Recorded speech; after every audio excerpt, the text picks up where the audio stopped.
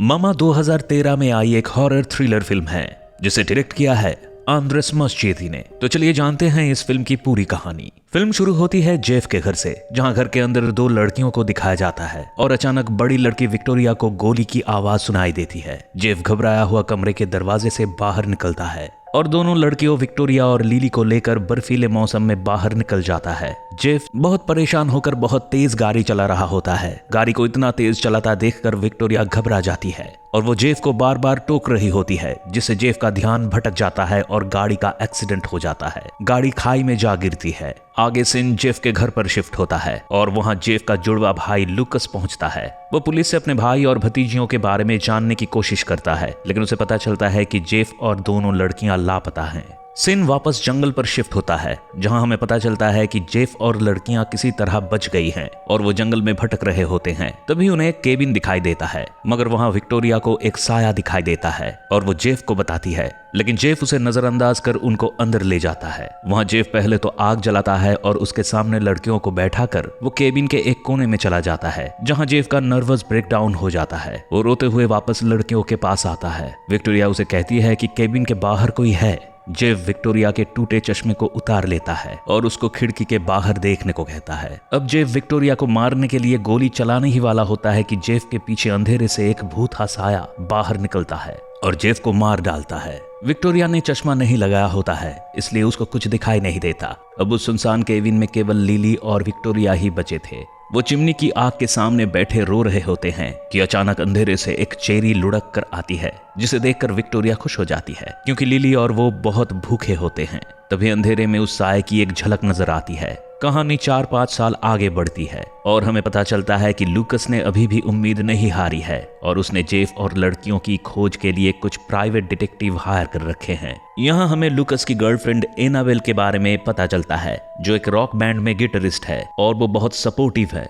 जंगल में खोजते हुए उन दोनों डिटेक्टिव्स को जेफ की कार बुरी हालत में मिलती है। उस कार में मिले खिलौने को कुत्ते को सुंघाकर वो केबिन खोज निकालते हैं। कुछ देर उस केबिन में खोजने पर उन्हें वहां चेरी के बीजों का ढेर मिलता है और फिर वो दोनों लड़कियां भी मिलती है। दोनों की हालत बहुत खराब होती है और वो बिल्कुल जंगली बन चुकी होती हैं और जंगलियों की तरह ही बर्ताव कर रही होती है। वो दोनों डिटेक्टिव पुलिस को फोन करते हैं और लड़कियों को रेस्क्यू कर लिया जाता है। लूकस और एनाबेल डॉक्टर ड्रेफस से मिलते हैं, जहां उनको बताया जाता है कि विक्टोरिया अभी बात करना नहीं भूली है, लेकिन लिली जो कि एक्सीडेंट के समय बिल्कुल छोटी थी, वो जंगलियों की तरह ही बर्ताव कर रही है। लूकस कमरे में जाकर विक्टोरिया को अपने पास बुलाता है, लेकिन वो उस पर हमला कर देती है। थोड़ी देर कोशिश करने के बाद लूकस विक्टोरिया को चश्मा देता है, जिसे पहनकर विक्टोरिया लूकस को जेफ समझती है और उसे गले लगा लेती है, लेकिन लिली अभी भी बेड के नीचे ही छुपी होती है। अगले दिन कोर्ट में लड़कियों की कस्टडी की सुनवाई होती है, जहां डॉक्टर बताता है कि लंबे समय तक अकेलेपन और डर के कारण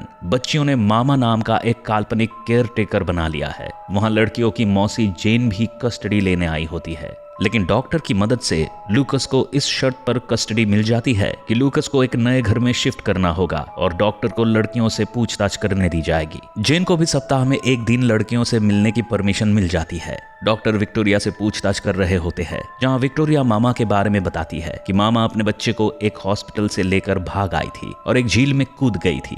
डॉक्टर के आगे पूछने पर विक्टोरिया बताती है कि मामा ने उसे ये सब सपने में बताया था। लड़कियों को घर लाया जाता है, जहां विक्टोरिया और लिली सहमी और डरी हुई सी नजर आती है। अगले दिन डॉक्टर विक्टोरिया की कहानी की जांच के लिए पब्लिक रिकॉर्ड डिपार्टमेंट में जाते हैं, जहां उन्हें 1878 में बंद हो चुके पागलखाने और मरीज एडिथ ब्रेनन के बारे में पता चलता है। लूकस के घर पर दोनों लड़कियां अपने कमरे में दीवार पर अजीब चित्र बना रही होती है और उसी दीवार पर एक काली तितली नजर आती है। एनाबेल एक आवाज सुनकर लिली और विक्टोरिया के कमरे में जा रही होती है, जहां लिली किसी के साथ खेल रही होती है। जैसे ही एनाबेल कमरे के पास जाती है, पीछे से विक्टोरिया आकर उसे रोक लेती है। विक्टोरिया एनाबेल को नीचे भेजकर कमरे में चली जाती है। लूकस के घर पर रात में अजीब चीजें होने लगती है। एनाबेल जब लूकस के साथ अपने कमरे में होती है तो उसे लगता है कि कोई बाहर खड़ा है। वो लूकस को जाकर देखने को कहती है। लूकस बाहर जाकर देखता है और उसे एक दीवार में छोटा सा काला छेद नजर आता है, जिसमें से कीड़े निकल रहे होते हैं। लूकस जब दीवार के और नजदीक जाता है तो उस छेद में से एक क्रीचर बाहर निकलता है और लूकस को धक्का देकर सीढ़ियों से नीचे गिरा देता है। लूकस को हॉस्पिटल लाया जाता है, जहां एनाबेल बहुत परेशान होकर उसके पास बैठी होती है। तभी डॉक्टर वहां आते हैं। एनाबेल उनसे लड़कियों के बारे में बात करती है, लेकिन डॉक्टर एनाबेल से कहते हैं कि अब उसे ही उनका ध्यान रखना पड़ेगा क्योंकि लूकस टेम्पररी कोमा में चला गया है।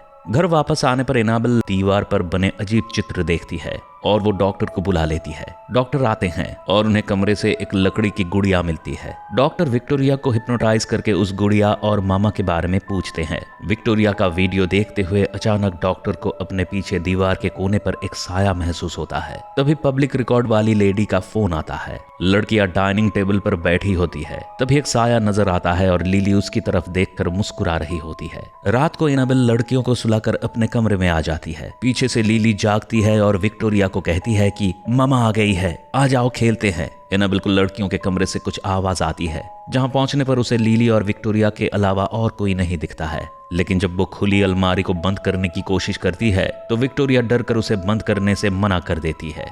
अगले दिन एनाबेल डॉक्टर से मिलने जाती है, जहां डॉक्टर उसे बताता है कि विक्टोरिया को मल्टी पर्सनालिटी डिसऑर्डर है, जिसकी वजह से वो मामा जैसी आवाज निकाल रही है। लेकिन एनाबेल कहती है कि उसने जो आवाज सुनी वो और गहरी थी।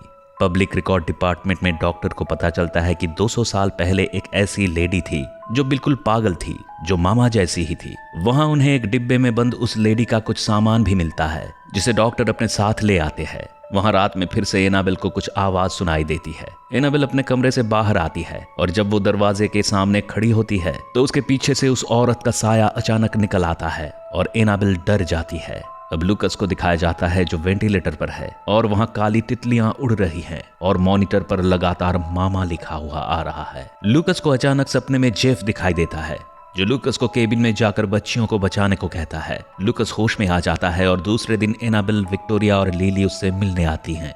एनाबेल लूकस को जल्दी ठीक होकर घर आने को कहती है। वहीं लिली एक कोने में बैठकर काले कीड़ों को खा रही होती है। वापस घर पहुंचने पर विक्टोरिया एनाबेल को रोते हुए कहती है कि वो उनका ख्याल नहीं रखे क्योंकि इसमें मामा को जलन होती है और विक्टोरिया नहीं चाहती है कि मामा एनाबेल को नुकसान पहुंचाए। इसी दौरान जेन भी वहां विजिट पर आती है। यहाँ लड़कियों की हालत को लेकर एनाबेल और जेन की बहस हो जाती है, जिसके बाद बाहर जाकर जेन सोशल सर्विसेज में शिकायत करने की कोशिश करती है। रात में डॉक्टर विक्टोरिया से पूछताछ करने आते हैं, जहां वो विक्टोरिया को मामा की फोटो दिखाते हैं और जिसे देखकर विक्टोरिया चिल्लाने लगती है। तभी डॉक्टर को दीवार पर मामा का साया दिखाई देता है और डॉक्टर घबराहट में बाहर निकल जाते हैं। डॉक्टर को अब पक्का यकीन हो गया था कि कुछ तो गड़बड़ है। अपनी बात को साबित करने के लिए और अपनी रिसर्च के लिए सबूत लेने वो क्लिफ्टन वाले उसी केबिन की खोज में निकल जाते हैं, जहां 5 साल पहले लिली और विक्टोरिया फंसी थी। रात में एनाबेल को सपने में मामा की बैक स्टोरी दिखाई देती है, जहां मामा एक नन को मारकर और अपने बच्चे को लेकर भाग रही होती है। मामा के पीछे कुछ लोग पड़े होते हैं, इसलिए आखिर में वो बच्चे को लेकर एक झील में कूद जाती है। एनाबेल की आंख खुलती है और उसे अपने सामने मामा का साया दिखाई देता है। एनाबेल बहुत ज्यादा डर जाती है। उधर रात में लिली को मामा का साया दिखाई देता है और वो विक्टोरिया को मामा के साथ चलने और खेलने के लिए बुलाती है, लेकिन विक्टोरिया मना कर देती है और लिली अकेले ही खिड़की से बाहर निकलकर मामा को खोजने लगती है। दूसरी तरफ डॉक्टर उस केबिन तक पहुंच जाते हैं और मामा से बात करने की कोशिश करते हैं। केबिन के अंदर डॉक्टर की टॉर्च बंद हो जाती है और डॉक्टर अपने कैमरे से फोटो लेने लगते हैं। उसी दौरान कैमरे की फ्लैश लाइट में मामा का साया नजर आता है, जो डॉक्टर को मार डालता है। दूसरे दिन सुबह एनाबेल को लिली कमरे में नहीं मिलती है। लिली उसे बाहर बगीचे में ठंड में सोई हुई मिलती है। एनाबेल उसे अंदर ले जाती है, जहां लिली पहले तो एनाबेल को मारती है और भागने की कोशिश करती है, मगर एनाबेल के कोशिश करने पर वो एनाबेल की गोद में आराम से लेट जाती है। कुछ देर बाद एनाबेल विक्टोरिया और लिली के कमरे में उनका सामान ठीक कर रही होती है कि तभी उसे लगता है कि कोने में लिली बैठी है। तभी नीचे से विक्टोरिया एनाबेल को ब्रेकफास्ट के लिए आवाज देती है और वहां लिली भी बैठी होती है। एनाबेल जिसे लिली समझ रही थी वो एक साया होता है जो अलमारी में घुस जाता है। एनाबेल को कुछ अजीब महसूस होता है और वो जब अलमारी को खोलकर देखती है तो उसे कपड़ों के पीछे दीवार पर एक काला धब्बा नजर आता है। नीचे आकर एनाबेल विक्टोरिया से डॉक्टर से हुई बातचीत के बारे में पूछती है। वो डॉक्टर को फोन करने की भी कोशिश करती है, लेकिन फोन नहीं मिलता। एनाबेल विक्टोरिया और लिली के साथ डॉक्टर के ऑफिस पहुंचती है, जहां उसे पता चलता है कि डॉक्टर की तो मौत हो गई है। वो डॉक्टर के ऑफिस से विक्टोरिया की केस फाइल उठाती है और घर आ जाती है। उधर लूकस को हॉस्पिटल में पेंटिंग करते हुए अचानक वो लोकेशन दिख जाती है जो उसे जेफ ने सपने में दिखाई थी। वो किसी तरह हॉस्पिटल से निकलकर वहां पहुंचता है। एनाबेल को भी डॉक्टर के रिकॉर्ड से मामा के बारे में पता चलता है। एनाबेल ये सोचकर बहुत दुखी हो जाती है कि विक्टोरिया और लिली ने इन 5 सालों में कितना कुछ झेला है, और इसी दौरान विक्टोरिया भी वहां आकर उसे गले लगा लेती है, मगर लिली पीछे से विक्टोरिया को मना कर रही होती है। एक दिन देर रात में जेन लूकस के घर में घुसने की कोशिश करती है। विक्टोरिया और लिली जब एनाबेल के पास जा रहे होते हैं तो मामा का साया उनके पीछे पड़ जाता है। वो दोनों चीखते हुए अपने कमरे की तरफ भागती हैं, जहां लिली के अंदर जाते ही दरवाजा बंद हो जाता है। एनाबेल भी उनकी आवाज सुनकर भागकर ऊपर पहुंचती है। एनाबेल और विक्टोरिया दरवाजा खोलकर लिली के पास पहुंचते हैं। लिली बहुत डरी हुई होती है और तभी एनाबेल का सामना पहली बार मामा के साये से होता है। मामा दीवार पर उल्टा चल रही होती है, उसके हाथ पैर टूटे हुए होते हैं और वो बहुत डरावनी लग रही होती है। मामा एनाबेल को मारने की कोशिश करती है, लेकिन विक्टोरिया किसी तरह एनाबेल को बचा लेती है। मामा का साया विक्टोरिया के पास आता है और उसका चश्मा तोड़ देता है।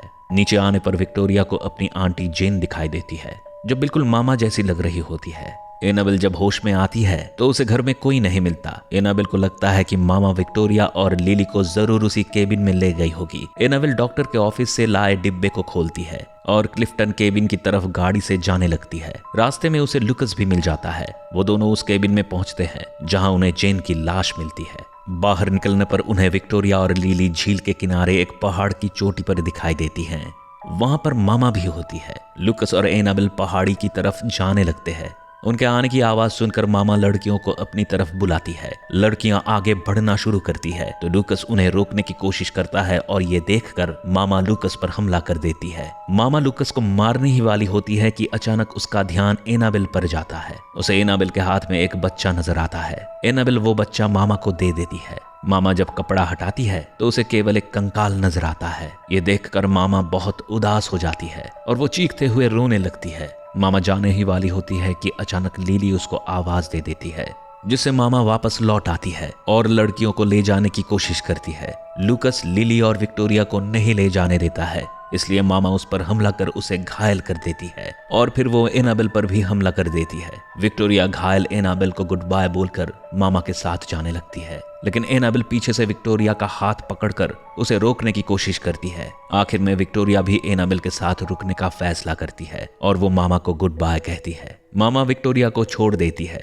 लेकिन वो लिली को अपने साथ लेकर खाई में कूद जाती है। मामा और लिली अचानक कीड़ों में बदल जाते हैं और फिल्म यहीं पर खत्म हो जाती है।